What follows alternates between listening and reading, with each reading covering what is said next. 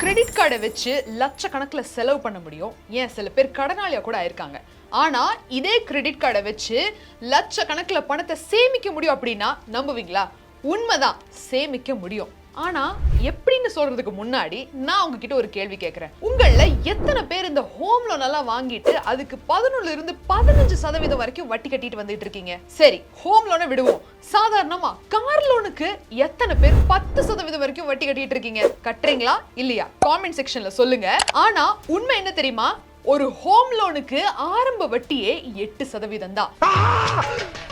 அதே மாதிரி கார் லோனுக்குமே ஒரு 8% தான் ஆரம்ப வட்டியே. இப்படி இருக்கிறப்போ அப்ப நான் ஏன் அவ்வளவு அதிகமான வட்டி கட்டிட்டு இருக்கேன் அப்படின்னு ஒரு கேள்வி வருதுல்ல. இந்த சின்ன கிரெடிட் கார்டை வச்சு பல லட்சம் ரூபாய்க்கான சேமிப்பை உங்க லோனோட வட்டியில குறைச்சே உங்களால சேமிக்க முடியும். அப்படி லட்சக்கணக்கில் எப்படி இந்த கிரெடிட் கார்டை வச்சு நான் சேமிக்கிறது அப்படிங்கிற ட்ரிக்கை பிராக்டிக்கலா உதாரணத்தோட உங்களுக்கு நான் சொல்லிக் கொடுக்க போறேன். வெல்கம் டு பாஸ்வாலா தமிழ். நான் உங்க மேகலா கண்ணன்.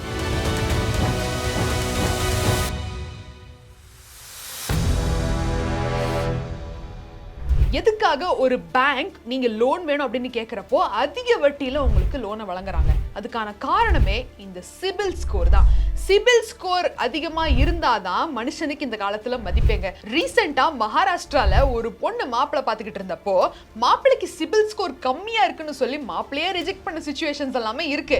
அப்படி இருக்கிறப்போ ஒரு மனுஷன் வாழ்க்கையில சிபில் ஸ்கோர் எவ்வளவு இம்பார்ட்டன்ட் அப்படின்னு யோசிச்சு பாருங்க. சிபில் ஸ்கோர் 300 பாயிண்ட்ல இருந்து 900 பாயிண்ட் வரைக்கும் இருக்கு. இந்த பாயிண்ட்ஸை வந்து 4 பாகமா பிரிக்கிறாங்க. அதாவது புவர், ஆவரேஜ், குட், எக்ஸலண்ட் அப்படின்னு. சோ உங்களுக்கு பேசிக்கா ஒரு வங்கி லோனை வழங்குது அப்படின்னாலே உங்களோட சிபில் ஸ்கோர் 650க்கு மேல இருந்தாதான் அவங்க பேசிக்காவே ஒரு லோனை வந்து உங்களுக்கு ப்ரொவைட் பண்ணுவாங்க. இந்த கொடுக்கக்கூடிய லோன்ல உங்களுக்கு வட்டி ரொம்ப கம்மியா வேணும் அப்படின்னு நினைச்சீங்கன்னா உங்களோட சிபில் ஸ்கோர் 800ல இருந்து 900 வரைக்கும் இருந்தா மட்டுமே எக்ஸலண்டா இருக்குன்னு சொல்லி வட்டியை குறைச்சு கொடுப்பாங்க. ஒருவேளை உங்களோட சிபில் ஸ்கோர் 600 இல்ல 450, 550 அந்த ரேஞ்ச்ல இருக்கு அப்படின்னா கண்டிப்பா உங்களுக்கு அதிக வட்டியில தான் லோனை வந்து பேங்க் வழங்குவாங்க. இதெல்லாம் சரிமா, நீ சொல்லிக்கிட்டே தான் போற, நானும் இந்த மாதிரி சில தப்பெல்லாம் பண்ணிட்டேன், நானும் எக்ஸ்ட்ரா வட்டி கட்டிட்டு தான் இருக்கேன், இப்ப நான் என்ன பண்றது? இந்த கிரெடிட் கார்டு இருக்குல்ல, இந்த ஒரு கார்டால உங்களுக்கு விழக்கூடிய அந்த லோன்ல வர இன்ட்ரெஸ்ட் ரேட்டை குறைக்க முடியும். இந்த கிரெடிட் கார்டை யூஸ் பண்றது மூலமா உங்களோட சிபில் ஸ்கோரை வந்து ஏத்த முடியும். நம்மள இன்னும் நிறைய பேர் வெறும் சேவிங்ஸ் அக்கௌண்ட்டை மட்டுமே வச்சுக்கிட்டு கிரெடிட் கார்டை யூஸ் பண்ணாம சிபில் ஸ்கோர்னா என்னன்னே தெரியாதவங்க எல்லாம் இருக்காங்க. ஆனா அவங்களுக்கு ஃபியூச்சர்ல ஒரு லோன் வாங்கணும் அப்படின்னா நல்ல சிபில் ஸ்கோர் இருந்தா கம்மியான வட்டியில வாங்கி பல லட்சத்தை சேமிக்க முடியும்.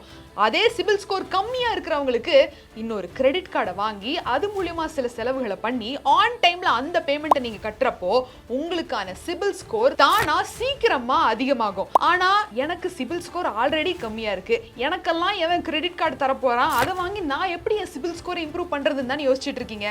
கவலையப்படாதீங்க, உங்களுக்கும் ஒரு வழி இருக்கு. Credit card against fixed deposit. இந்த ஃபிக்ஸ்ட் டெபாசிட்டை நீங்க ஒரு பேங்க்ல போய் கொடுக்கறப்போ அந்த அமௌண்ட்டுக்கு ஈடா உங்களுக்கு ஒரு கிரெடிட் கார்டை ஏன் கொடுக்குறாங்கன்னா, ஒருவேளை இவனால இந்த ஒரு கடனை கட்டாம போனா இவன் கொடுத்த ஃபிக்ஸ்ட் டெபாசிட் இருக்கே நம்ம கிட்ட அப்படிங்கிற அந்த ஒரு நம்பிக்கையில கொடுக்கப்படுற கார்டு தான் கிரெடிட் கார்டு அகேன்ஸ்ட் ஃபிக்ஸ்ட் டெபாசிட்னு சொல்லுவாங்க. பேசிக்கா இந்த கிரெடிட் ஸ்கோர் கம்மியா இருக்கிறவங்க எங்கேயுமே லோன் கிடைக்காது, கிரெடிட் கார்டு கிடைக்காதுன்னு இருக்கிறவங்களுக்காகவே இந்த ஒரு அருமையான ஆப்ஷன் இருக்கு.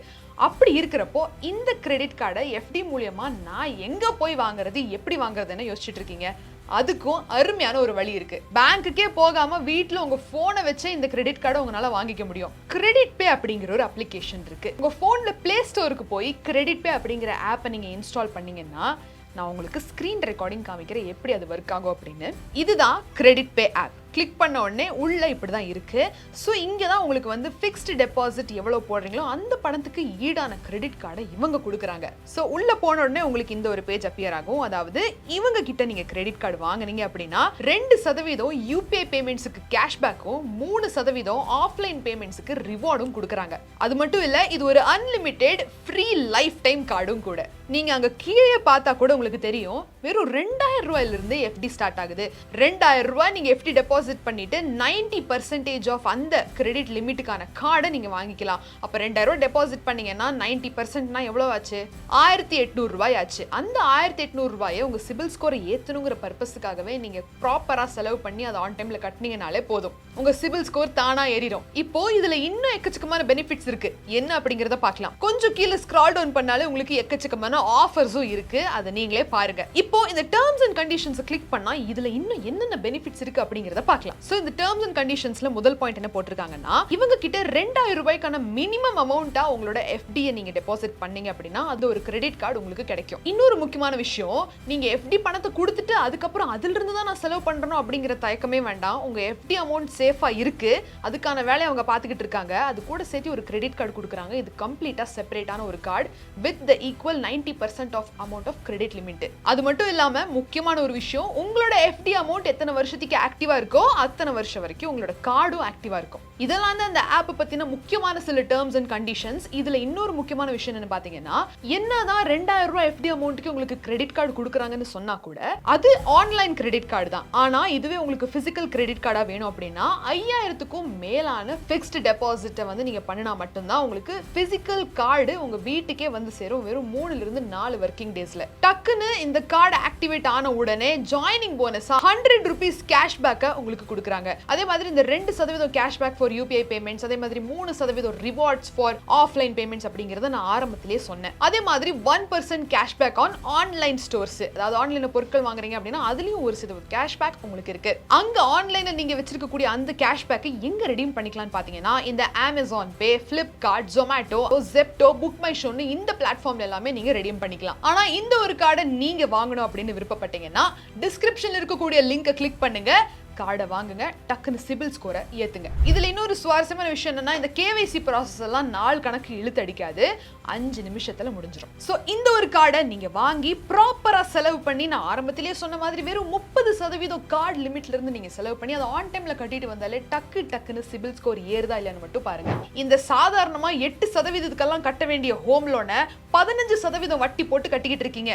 இப்போ இந்த அதிகமான வட்டியில நீங்க லோனை கட்டுறப்போ எத்தனை லட்சத்தை நீங்க வந்து இந்த வட்டியிலேயே கழிக்கிறீங்க அப்படிங்கிற கணக்கை உங்களுக்கு பிராக்டிக்கலா நான் காமிச்சாதான் அதோட இம்பாக்ட் என்ன அப்படிங்கிறது உங்களுக்கு புரியும். இந்த ஹோம் லோன் வாங்குறீங்கன்னு வச்சுக்கலாம். ஒரு 1 கோடி ரூபாய்க்கு நீங்க ஹோம் லோன் வாங்கியிருக்கீங்க அப்படின்னா அதுக்கு ரேட் ஆஃப் இன்ட்ரெஸ்ட், ஒருவேளை உங்க சிபில் ஸ்கோர் கம்மியா இருக்கு அப்படிங்கிற பட்சத்துல உங்களுக்கு வட்டி, நான் சொன்ன மாதிரி 15% வட்டி கூட வேண்டாம், தோராயமா ஒரு 12% வட்டிக்கு ஹோம் லோன் போட்டுக்கலாமே. அதே மாதிரி 25 வருஷத்துக்கு, இப்ப யாரா இருந்தாலுமே 25 வருஷம் டைம் டென்யூர் எடுத்துக்கிறீங்க, அந்த ஒரு டைம் பீரியட்ல போட்டாலும் கூட உங்களுக்கு மாசம் 1,05,322 ரூபாய் வட்டி மட்டுமே வருது.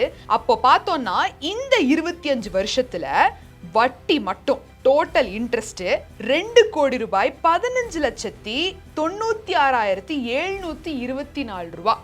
இது வட்டி மட்டும். அப்ப டோட்டலா அசலும் வட்டியும் கூட சேர்த்து போட்டா டோட்டல் அமௌண்ட் எவ்வளவு பே பண்றீங்க? 1 கோடி ரூபாய் லோன் வாங்கினதுக்கு 3 கோடி ரூபாய் 15,96,724 ரூபாய். வெறும் 1 கோடி ரூபாய் ஹோம் லோனுக்கு 2 கோடி ரூபாய்க்கும் மேலான வட்டி மட்டுமே கட்டியிருக்கீங்க.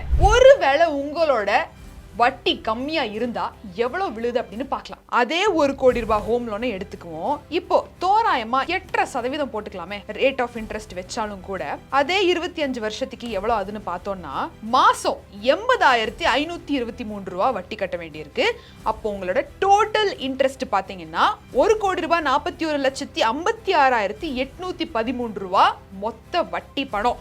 இப்போ அசலும் வட்டியும் ரெண்டையும் சேர்த்து போட்டா 2 கோடி ரூபாய் 41,56,813 ரூபாய் வருது. ஒரு 2-3% அதிகமா நீங்க வட்டி கட்டுறதால 74 லட்சம் ரூபாய் உங்களுக்கு வந்து வித்தியாசம் விழுது. 12% வட்டிக்கும் 8% வட்டிக்கும். இப்போ உங்களுக்கு தெரியுதா எவ்வளவு பெரிய இம்பாக்ட் கிரியேட் பண்ணுது, எவ்வளவு லட்சங்களை நீங்க வெறும் வட்டியிலேயே செலவழிச்சிட்டு இருக்கீங்க அப்படின்னு. ஒன்ஸ் உங்க சிபில் ஸ்கோர் ஏறினதுக்கு அப்புறம் எந்த ஒரு லோனா இருந்தாலும் அப்ளை பண்ணுங்க, வாங்குங்க, கம்மியான வட்டிக்கு வாங்குங்க. அதை ஞாபகம் வச்சுக்கோங்க. அந்த கிரெடிட் கார்டுல இருக்கக்கூடிய முழு பணத்தையும் அட் டைம்ல செலவு பண்ணி அட் டைம்ல கட்டுறது கிடையாது. அந்த கிரெடிட் லிமிட்ல இருக்கக்கூடிய 30% மட்டும் நீங்க செலவு பண்ணி அதை ஆன் டைம்ல கட்டிட்டு வந்தீங்கன்னா மட்டும்தான் உங்களோட சிபில் ஸ்கோர் அதிகமாகும். ஆனா இங்க ஒரு முக்கியமான விஷயம் என்ன தெரியுமா, இந்த கிரெடிட் கார்டை வாங்கி நான் செலவு பண்ணா சிபில் ஸ்கோர் அதிகமாயிரும்னு சொல்லிட்டு 4-5 கிரெடிட் கார்டை வாங்கி நல்லா செலவு பண்ணிட்டு கட்ட முடியாத நிலைமைக்கு போறப்பதான் இந்த சிபில் ஸ்கோர் இன்னும் கம்மியாகும்.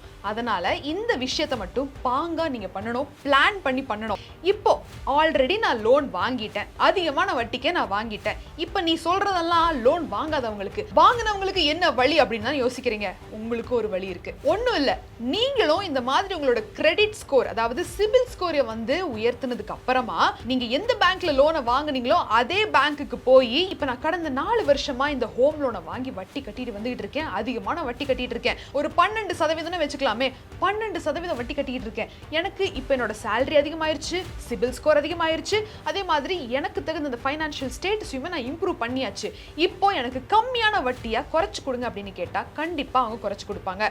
அப்படி இல்லைன்னா இன்னும் 2-3 பேங்க்ல விசாரிங்க, என்னுடைய கரண்ட் ஸ்டேட்டஸுக்கு ஒரு ஹோம் லோனுக்கான வட்டி எவ்வளவு போடுவீங்க அப்படின்னு கேட்கிறப்போ ஒரு 12% வட்டியிலிருந்து 9% குறைக்கிறாங்க அப்படின்னா கூட அந்த 2% குறையறதும் ஒரு மிகப்பெரிய மாற்றம் தான். நான் ஆரம்பத்திலேயே எக்ஸாம்பிள்ஸ் கொடுத்துருக்கேன், எவ்வளவு பெரிய லட்சக்கணக்கான பணத்தை நீங்க சேமிக்க முடியும் அப்படிங்கறத. ஒரு 1-2% குறைஞ்சாலும் அது நல்லதுதான். இப்படிதான் இந்த ஒரு கிரெடிட் கார்டு மூலியமா நீங்க பல லட்ச ரூபாய்க்கான பணத்தை சேமிக்க முடியும். சோ நான் முதல்ல சொன்ன மாதிரி அந்த கிரெடிட் கார்டு FD மூலமா நீங்க வாங்கணும் அப்படின்னு ஆசைப்பட்டீங்கன்னா டிஸ்கிரிப்ஷன்ல இருக்கக்கூடிய லிங்க் கிளிக் பண்ணி செக் பண்ணி பாருங்க.